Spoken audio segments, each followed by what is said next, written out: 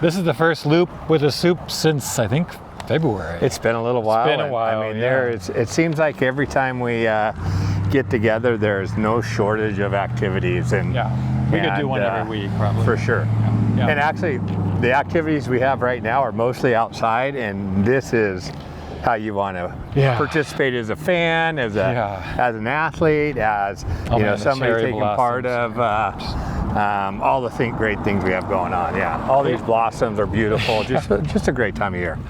Kind of wreaking havoc on people with allergies, though. Yeah, absolutely. I like this loop of the Supt, because actually just about everything in here is very current.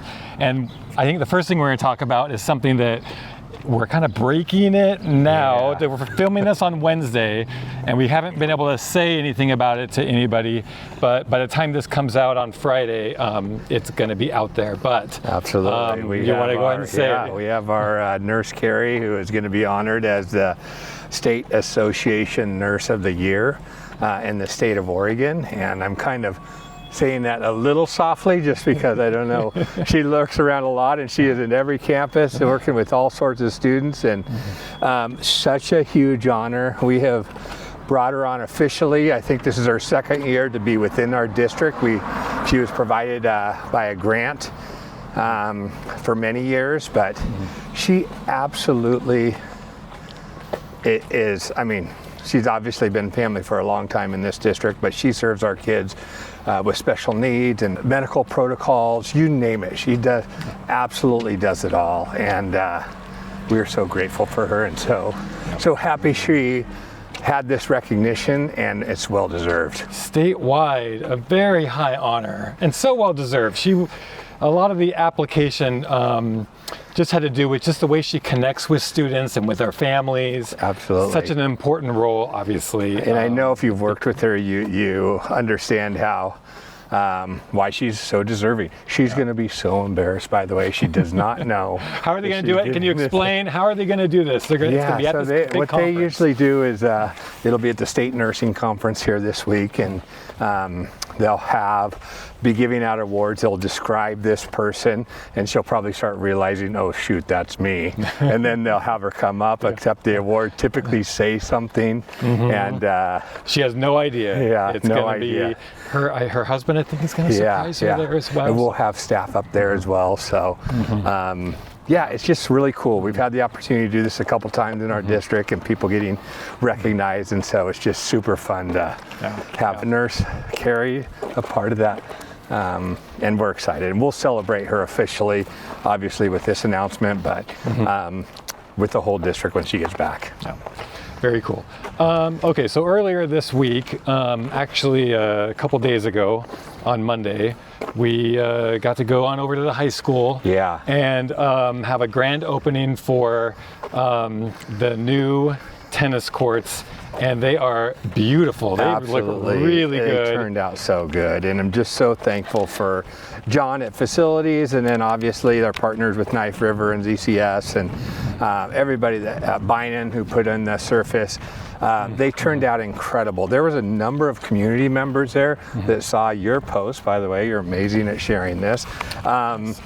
That wanted to come and check out the courts, and knew Jonathan Stark, former ATP Tour professional, was there, and they just had so many amazing comments about how beautiful they were, how excited they were that these tennis courts were coming in, not only for our tennis team. We have a girls tennis team that's 25, 29 girls are participating. Really growing. It's phenomenal, but also our PE curriculum. So we have pickleball courts there. That's all the rage right now. Everybody plays pickleball right now. And so it's just, they're beautiful. It kind of completes that campus. So grateful for this was some purchased and put in by some leftover money from the bond. We have managed the bond very well, and really grateful for the support in 2017 that helped us accomplish all these things. And now they don't have to travel they were playing at the South Medford High School courts. Yeah, and in Bear Creek before that. And it was just, it's literally right outside the door, where not only they can just go and participate, but also just their teachers, their peers, right, their friends can just watch them play right outside their back door. Yeah, and there's room. John made it. John is so great. He made it so that there's room on one side where there's a grass field behind, and that's where the soccer team can have some practice. But also during tennis matches, family can come, kids can go and play while you're watching the match. It is, and yeah, they look gorgeous. Super cool. Very exciting. Okay, next thing we want to talk about was track. This is track Big week. extravaganza, if that's even a word. But huge week for track. Beautiful week to have it. Had a great meet last night, Tuesday night. I think we host our middle school. Our middle school is hosting a track meet today, which is Wednesday. And then we host a Friday evening and Saturday all-day event with, I think, is there like 19 teams? Yeah, 19 or 20 teams. One team is coming all the way from Los Angeles. Oh, wow. I can't believe that. Yeah, it's going to be a jam-packed event. It's going to be busy here because I know there's an Earth Day celebration at Blue Heron Park. There's an Easter egg hunt locally here on Saturday. You know, 19 or 20 teams that are participating here. It was. It's going to be a busy day in Phoenix, and it'll be a beautiful day. It won't be quite as warm, but it should be pretty clear. So, and it's just a special week also for the track team. On Tuesday, yesterday, the Phoenix High girls track team celebrated their 60th anniversary, 60 years since that first track meet for them, and the boys' 99th anniversary. So next year is going to be really big. 100, boys, absolutely. So. And I'm so grateful for John Cornett, who has all these dates, all these details, all these everything. If you've come to a Phoenix High track meet, you just know the organization, and that goes from putting on events to records to important dates to you know, all sorts of things. So he's a track historian, not just for Phoenix, but for the state. And I talked to a couple of the girls on the track team yesterday, and we're going to put out a video soon and with them, just kind of explaining what it means to them.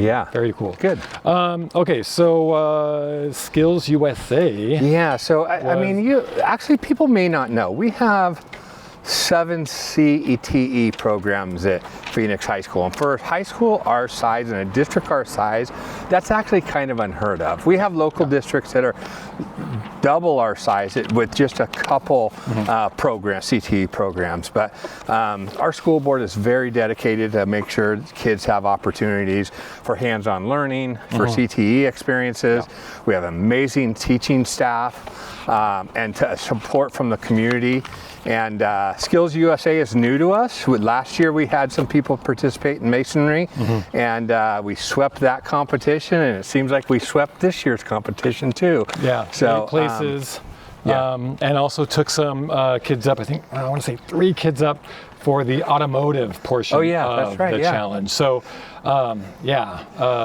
there is everything. SkillsUSA is, like I said, it's been around for a while, but it's new to us in our district, and this really grateful for the, Cameron Noble and David Ford, who know the importance of getting into those competitions and making it fun for kids. And we have some people qualifying for national competitions in that regard, and it's pretty amazing that you can have masonry, automotive, and cake decorating all at the same Skills USA event. And we have all those programs under our own roof, so it's pretty exciting.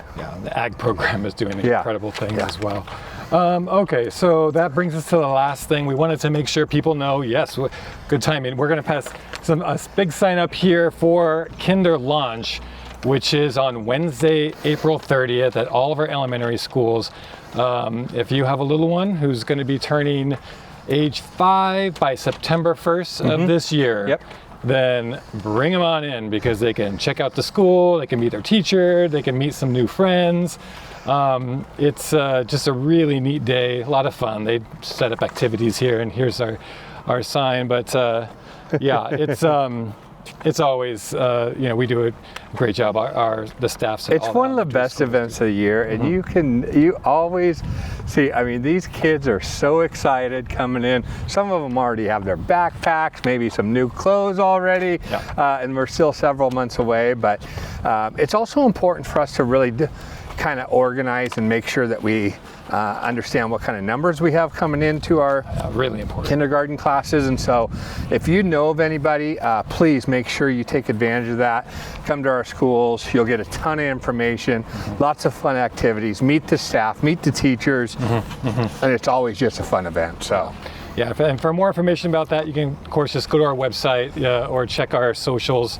A lot of information about that, and we're going to get flyers out to the all of the local preschools, and just a very important event. So hope to see you there.